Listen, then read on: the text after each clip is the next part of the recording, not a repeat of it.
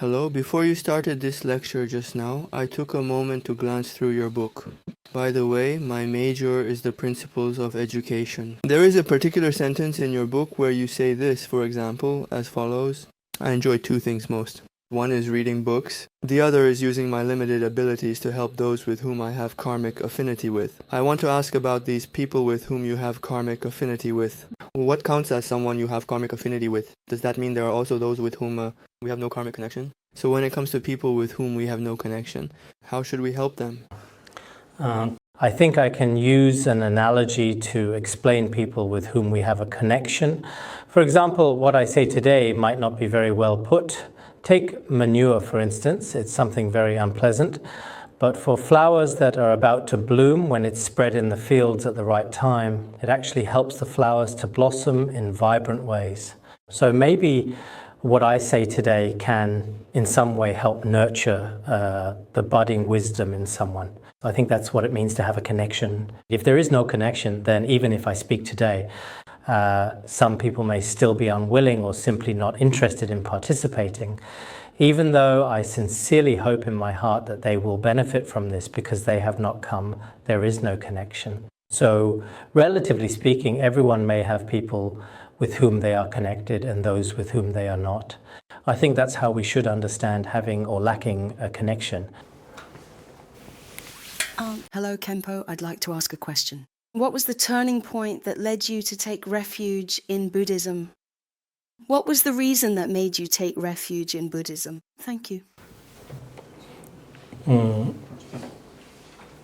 Because as you may know, Tibetans and Han Chinese are a bit different in certain ways. For us Tibetans, basically from a very young age, we all recite the Buddha's name. There's a saying among Tibetans that when a child learns to call for their mother, they will also recite Avalokiteshvara's mantra, Om Mani Padme Hum. This is not just a saying. In fact, in our tradition, everyone recites aloud the Buddha's name from early childhood. So for us, it's not like there's a specific day when we start to take refuge in three jewels. We've been learning Buddhism since childhood, and later on, I developed the intention to become a monk. When I was in middle school, I actually had the thought of ordaining, but it really didn't work out for me at that time. In my first year at the Teachers College, I really wanted to become a monk, but again, it didn't happen. It was only in my final year that I actually went to ordain. I am a student specializing in moral education. Since today we're discussing the topic of life education, from my own deep personal experience, I feel that for any individual, their loneliness is something they cannot avoid throughout their life. For Buddhists, I believe that the issue of loneliness is also very common. I'd like to ask you, Khenpo, how do you personally deal with your own feelings of loneliness? Or perhaps do you have any advice for others? How should everyone face their own loneliness? Thank you. I think, generally speaking, there is actually a saying like this. What we call loneliness is, in fact, a kind of tranquility. And what we call silence is indeed a kind of meditation. In addition, up to now, for myself, I have found this to be true personally. It seems that I have never really felt what people call so-called loneliness in my heart. It's just that occasionally, when I feel slightly lonely, I look up at the moon in the sky. Actually, the moon is also alone. But the light it radiates is so beautifully gentle and captivating.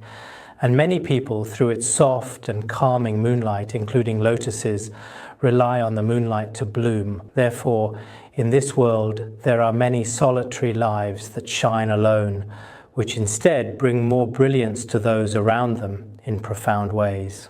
Therefore, I feel that, especially for someone who studies Buddhism, for us practitioners, there is a kind of happiness in what is often described as so-called loneliness, because this kind of tranquility must be achieved through what worldly people consider to be loneliness.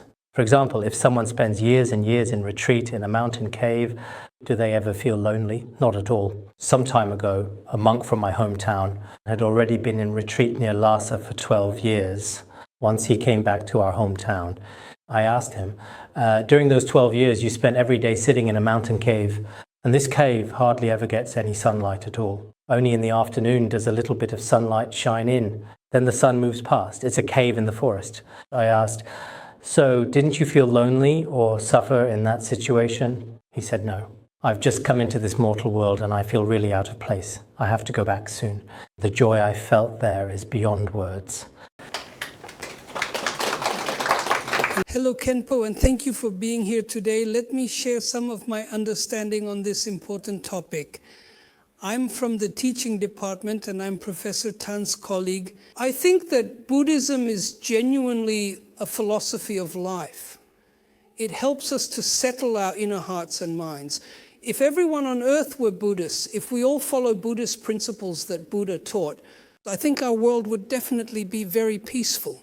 We would absolutely and most certainly live very happily. There would be a sense of inner fulfillment. So in this sense, I do truly think that Buddhism is incredibly wonderful and profoundly meaningful. But then I also think if you look at the developed countries in the world, there are hardly any Buddhist countries. I've been to Thailand, Nepal, India, and even Tibetan area, visiting places such as these places where Buddhism is quite prevalent and widespread. But their economic development is not ideal. If we all, for the sake of personal happiness, there's a formula. Happiness equals what you have divided by what you desire. How can we improve our own happiness index in life? There are two ways. One is to have more. The Western path essentially follows this route of continuous material expansion, creating more material wealth over time through economic growth. The other is to restrain desires, and that's the path Buddhism takes. So my confusion is this. I wonder, between these two approaches, how should we choose? One is to take the path of restraining desires. If we do that, perhaps our economy wouldn't be as developed as it is today. The other path, the Western one, is to enhance overall productivity and create more social wealth through various means so that people can ultimately live more prosperous lives.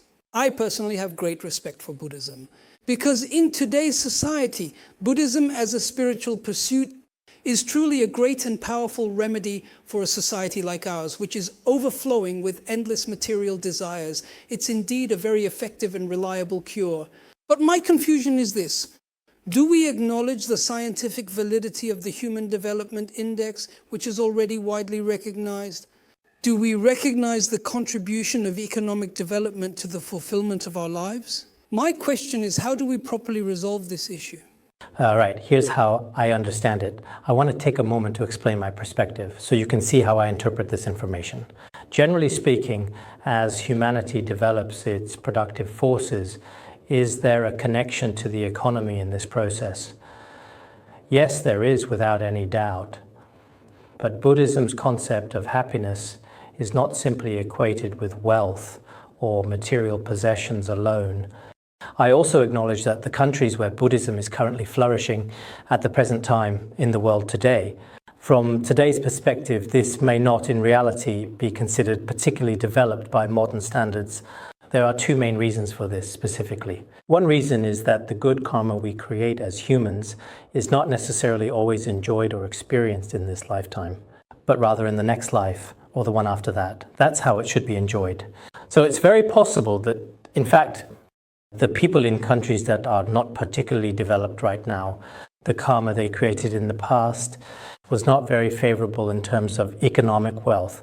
That's one reason to consider here for this discussion.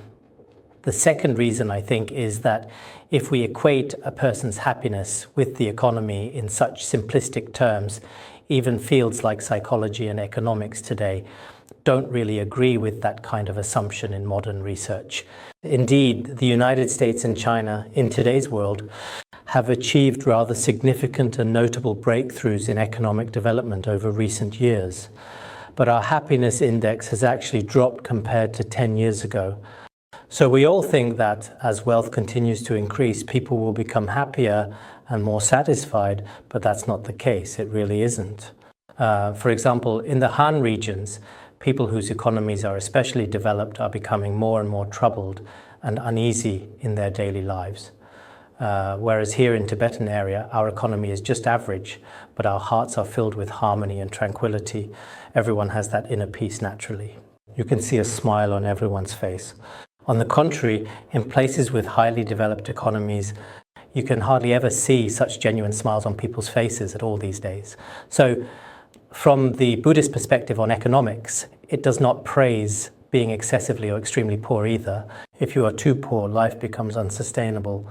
But if you are too extravagant, that is also something Buddhism rejects. Because if it goes too far, then people become completely indulgent and they won't be happy either. So the Buddhist view of economics, the so-called view of happiness, is about moderation, the middle way. Only in this way can one attain happiness. I often think it really is true that one shouldn't have too much wealth. People with too much we often see are not happy. But it also shouldn't be too little either. People should really have what they need. You can't just be led entirely by your desires, nor does Buddhism say that you must completely suppress all your desires. There is no such specific requirement. It really depends on each person's individual capacity. One should not be overly greedy. This is a basic principle of Buddhism. I think understanding it this way is truly more reasonable. Hello, Khenpo Rinpoche. I am currently a doctoral student in the field of education law. I have a question. As I understand it, Buddhism emphasizes the cultivation of moral character. It stresses that people should regulate their behavior through self-cultivation and self-discipline. That is, to consciously regulate one's own actions. Whereas the law regulates people's behavior through coercion and external force. It emphasizes punishment. But I know that whether it's Buddhism or the law, in fact, they share a common objective, to make the world more harmonious and free of crime. But I'm also a bit confused about some of these social phenomena, which seem complex. It seems that in modern society, the more laws we make, the more loopholes we discover in the system. Inappropriate or improper behaviors keep occurring frequently all around us everywhere. I want to ask you regarding Buddhism and other religions in our modern context, when it comes to working together with the law to make our society more harmonious, what kind of role should it play? Or how should religion, Buddhism in particular, function in this regard to be most effective according to your understanding? Yes, in Buddhism, the main focus is on purifying one's own mind. Purifying one's own mind means taming the mind. When one gently tames the mind, there is a metaphor in Buddhism. If a person wants to protect their feet, imagine trying to cover the entire earth with leather. That's not realistic. If you want to protect your own feet, it's impossible to cover all the ground with leather, like laying down carpets everywhere. That's just not realistic. So in order to protect your own feet, if you just have a bit of leather on the soles of your shoes, that's enough to protect them. It's the same principle. If we can simply protect our own minds, many external problems will naturally be resolved. So if each of us has a higher level of inequality and cultivation from spiritual practice on a daily basis, then the law will naturally become more relaxed and less restrictive over time. For example, at the Buddhist Institute where I am currently teaching, there are about 6,000 or 7,000 people living together harmoniously. But the police stations and public security bureaus around us, Larangar, they often have nothing to do because everyone here is a Buddhist. In a typical social group where 6,000 or 7,000 people live together, there are usually all kinds of illegal activities happening. The authorities are busy working day and night, maybe even using electric batons and dealing with people every single day. But around us, everyone is a Buddhist, so there's really nothing for them to do. Some of their leaders often joke with us saying, if these people weren't Buddhists but all kinds of other people, things would be very different. Then you might have to work night shifts every day, even at night. You'd be arresting people every day. It's entirely possible. So I think for many people, including in our school, there's a kind of subtle harmony in everyone's mindset. When people truly and deeply understand the importance and significance of morality, many rules and regulations are like taking traditional Chinese medicine. If your underlying illness is cured, then even without all those little rules and restrictions, things can still be maintained naturally. Of course, these things aren't useless either. At certain times, Buddhism can also be firm. If it really doesn't work, for truly unruly people, you still have to use the law to punish them. There are also such teachings in Buddhism. Hello, I am currently a doctoral student in the Department of Education, where I am specializing in the fields of education policy as well as education law. I have two questions. The first one is as follows. You are, in fact, the only academic Buddhist scholar that I have ever met in my life. I'm not sure if that's the right way to address you, because in my hometown, I'm from a rural area in Anhui. There are many people who believe in Buddhism there. They talk about it in an incredibly mystical and almost magical way, truly, especially when they describe it. There are a lot of things that are especially transcendent. Regarding the transcendent aspects within Buddhism, for example, how much of the supernatural or surreal is there, and what proportion of Buddhist theory does it actually make up? Because I find that I really personally agree with a lot of what you talk about. I actually don't believe in gods or anything like that, personally. But I really agree with many of the life principles you mentioned, those kinds of things, including even some of the rules and teachings. Honestly, I really do agree with those as well, and I find them quite meaningful. So my first question is, how much of Buddhism is actually about transcendence? That's something I'm really curious about too. Why is it that those things make sense within your scope of understanding, while in my limited cognitive framework, I feel like they don't hold up? The second issue is about the alienation in Buddhism, or rather not just the alienation in Buddhism, but the alienation of certain things in general. You said that suffering is, for the most part, the majority in life, and that happiness is often fleeting and temporary. Even though I'm only in my 20s, I've already come to deeply understand this point. And the reason I attribute it to is probably that people have too many desires. So then you have to practice abstinence.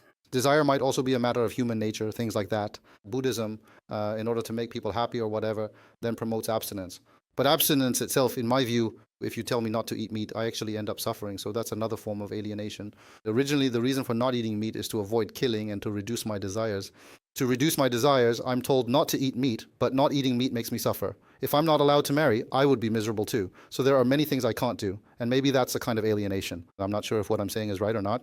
There's also a convention in Buddhist institutions, including the issue of generational change or the transmission of Buddhism in your tradition. Because at the grassroots level in my hometown, the people who believe in Buddhism are all elderly, especially a lot of grandmothers. When you go to the temples over there, it seems like the attire is different from yours, not quite the same style. Maybe it's a different branch of Buddhism. But the people who go there are all elderly. And in the temples, it's mostly unemployed young people or something like that without much formal education. It seems like they're not from the academic tradition at all in many cases. I feel that if the succession continues in this way without proper training, the way Buddhism is managed like this probably isn't very scientific. I'd like to ask about these two questions. Actually, I wouldn't say I'm entirely a scholar type either. In fact, we ourselves don't really want to be scholar types who only studies theories. The reason is that scholar types, in our experience, tend to be a bit more judgmental than we would prefer. They can't stand this, can't stand that, and a lot of their critiques are sometimes wrong. So I personally think that to study the Dharma, you must have actual experience, real practice. My favorite way to be described is practitioner. What I don't really appreciate is when Buddhists spend all day talking grand ideas but don't care about actual practice, never observing their own minds. Sometimes, especially when communicating with you, I mostly ended up using theory and reasoning in today's talk. In Buddhism, we do talk about many transcendent things, including spirits and unseen beings, which up to now really do exist. Actually, even now, there are spirits and ghosts. Many young people say, I don't believe, I don't acknowledge it. But our refusal to acknowledge it doesn't really mean anything. We shouldn't say that just because we don't acknowledge it, it doesn't exist. In the past, many American presidents, including Lincoln and Reagan, some of the people around them often said they didn't believe in spirits or ghosts. But later, when such things actually happened in the White House, in the end, they simply had no choice but to ultimately admit that it was true. As I just mentioned, Shakyamuni Buddha is not a god. It's just that the Buddha is not a god. But in reality, gods and spirits do exist. We might not feel their presence sometimes in the city, but in other environments, they can be there too. And when you get sick yourself, or when you experience disturbances from certain spirits or deities, you have no choice but to acknowledge it. So first of all, many young people, just because they think such things might not exist, shouldn't just flatly deny it or insist that it doesn't exist.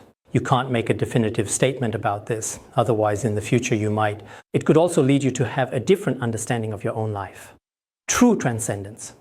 For example, in Tibetan area, there are cases where the body completely emits light, achieving the rainbow body. There have also been reports online in the past about some practitioners' true experience. We actually have studied a lot Buddhist theories. We don't believe in ordinary supernatural things. We don't believe in things that are just so-called superstition or anything like that. But it's true that through spiritual practice, the body can turn into light with not even the physical body remaining in the end. There are plenty of examples of this throughout history, even in modern times. Not long ago, I visited Famen Temple, the underground palace relics at Famen Temple. At that time, it was only after the mayor gave approval that it was allowed. But when you see the relics, including the light that was emitted when many high-ranking officials saw them at the time, and the photos they took, and many other things, there truly are some transcendent things in Buddhism that defies ordinary explanation. These are all things that we should and have to believe in based on evidence and faith we have developed.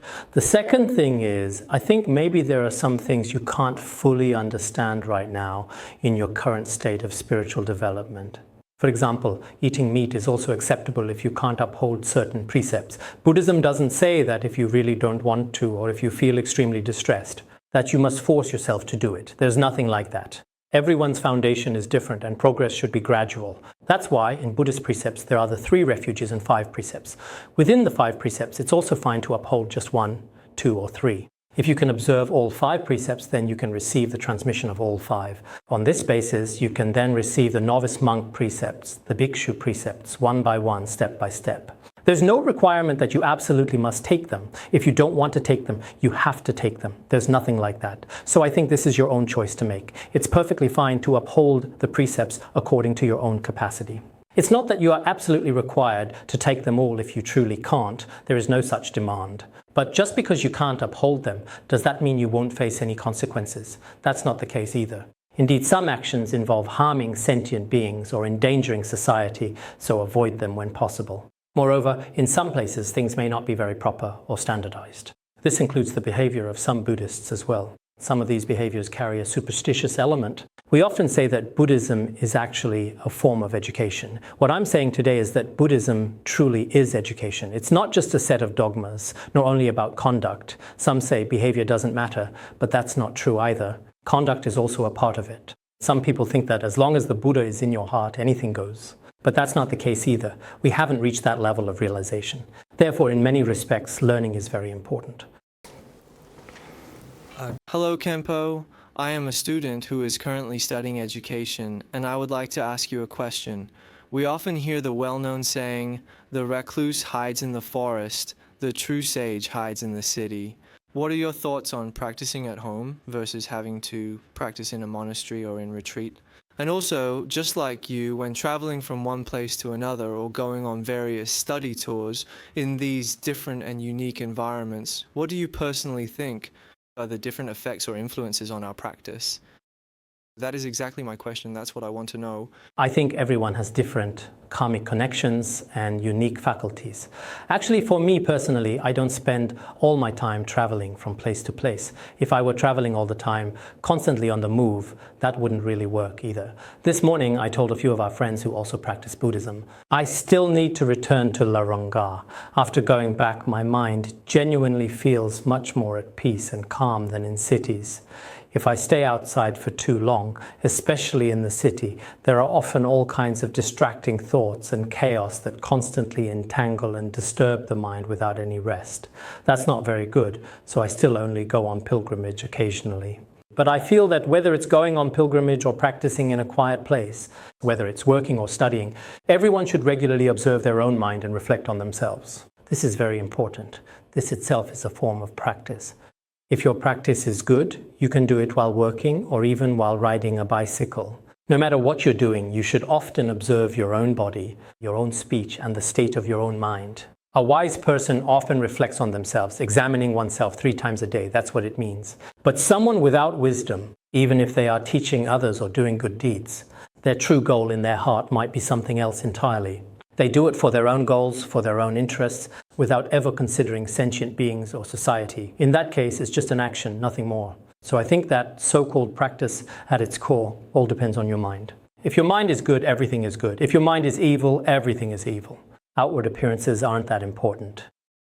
Due to time constraints, we can take one more question. Because Khenpo has already been speaking for almost 2 hours. Hello, I am a student of the Principles of Education. I would like to ask, could you talk about the life of Shakyamuni? What kind of life did he lead? Why was his life joyful? Why was it noble? And then, as you just mentioned, Buddhism teaches all conditioned phenomena are impermanent. All phenomena are without self. Since worldly happiness is all fleeting, why is it that only the happiness of Buddhists, the happiness of attaining Buddhahood, is eternal? How do you explain this? Thank you. I think it's like this. Shakyamuni Buddha, in terms of appearances, lived a very blissful, comfortable and luxurious life in the palace as a prince and had many concubines. But later he felt that even life in the palace could not remain truly wonderful for very long. At that time, he gradually discovered the tranquility of life outside. Later, he decided to give up all worldly affairs and then went to a quiet, secluded place to begin his practice. After practicing, he attained great enlightenment. This truly remarkable state of great enlightenment can truly be called supreme bliss. Why do I say this? Because any happiness we experience in the world either does not depart from the suffering of conditioned existence, or its very nature is impermanent. In such cases, a second kind of suffering always arises. When I truly and deeply feel it, I might think it's very joyful or pleasurable, but in the end, it will not bring happiness. So when we talk about Buddhism, it doesn't mean that all Buddhists' lives are happy. Among Buddhists, some indeed appear to be Buddhists on the surface, at least outwardly, but in reality, there are also people who are especially miserable. In fact, a state like that of the Buddha is one of complete and everlasting happiness. Why do we say this? Because reaching such a state is indeed the ultimate attainment. Why is that, you might perhaps wonder? All afflictive and cognitive obscurations have already been purified, and all attachments have dissolved into the Dharma realm. What manifests is the fruition of both the form body and the Dharma body. Of course, when we talk about such a state, if we lack some specialized knowledge of Buddhism and only discuss it verbally, we may not be able to fully understand it. In reality, for example, when a transcendent state arises, when you have completely let go of all worldly attachments, when your mind is free from desires and concerns, and you experience a deep sense of inner peace and clarity, when there are no attachments left at all, that is complete happiness.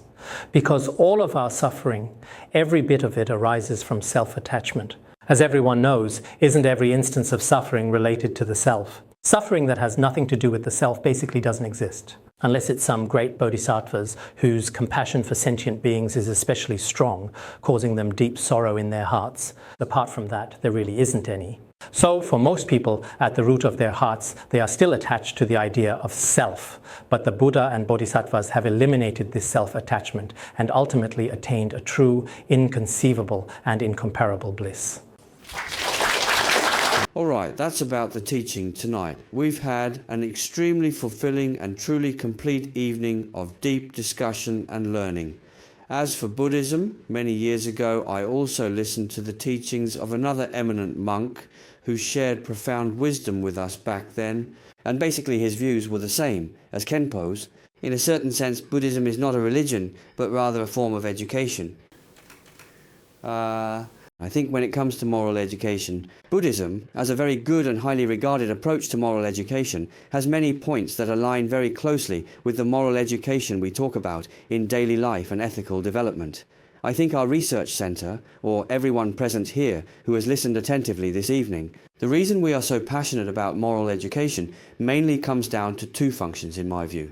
The first is that moral education enables us to cultivate virtue, which brings wisdom to our lives and leads us to genuine happiness. Another point is that, as far as I know about Tibetan Buddhism, some devoted lay practitioners have also told me perhaps there are also students and teachers from our School of Education who share the same mission. This mission is to benefit not only oneself but also all sentient beings.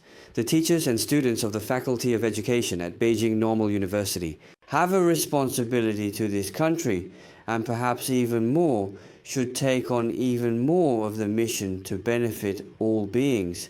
So tonight, not only have we each received a truly wonderful enlightenment of wisdom, but I firmly believe that Khenpo's wisdom will indeed make a significant contribution to our future research and study in education, and help us to better serve the development of Chinese education and society in the future. It will be of great contribution. Let us express our heartfelt gratitude to Khenpo with the warmest applause.